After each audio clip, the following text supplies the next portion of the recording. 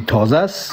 اون بخیلم چند تیک تاک هم ببینین لایف هم هست در گوگل خواست کلش لایف که چی رقم شده و جایش هم نشان داده که در کجا شده چی رقم در کدام بلدنگ شده. هم بلدنگ از این هم نشان میده در چیز در یوتیوب.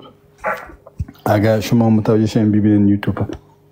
خب چانس زیاده چون پاسپورت انگلیسی دارم میتونه در انگلستان بیاید تداوی خود کنه. شاید هم امشب به شب بکشنشه چون امکانات زیاده. تداویش است محترم. تداویش خود اینجا نمیشه. اینجا نکده ای تداوی خود. همون چیزایی که سیلیکونا و یارو کلش در ترکیه چیز کرده نه؟ راست میگن اونجا. ارزان تر هم هست. سرش هست اونجا دیگه یو خو یک جایش نیست بیچاره خط طرفش اگه خورده باشه کل جای سیلیکون داره.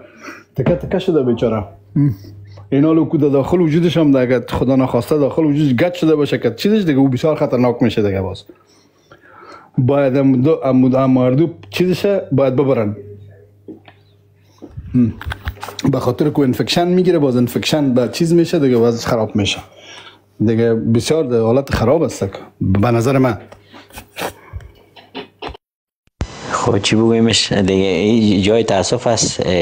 ببینین از خود چی جور کرده. یک قبلا پیش از این جراحی پلاستیکی بسیار یک دختر بسیار خوب معلوم میشد فعلا که یک ایولا درست شده ازش معلوم نیست که بسیار جالب است به کسایی که خصوصا بر ما و شما که دی چیزا قدر آشنایت نداریم پشت سر از این نام خدا ببینین که پمپر موتر واره بیرون برآمدگی است. ای بخیرم که نواسه ابلیس است. ای بخیرم نواسه ابلیس است.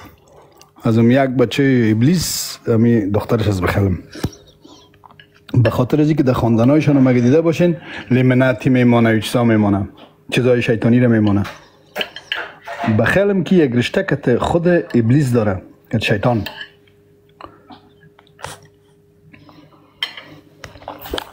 شما چی فکر میکنین آقای لنن؟ لا حرفتون درست هستی.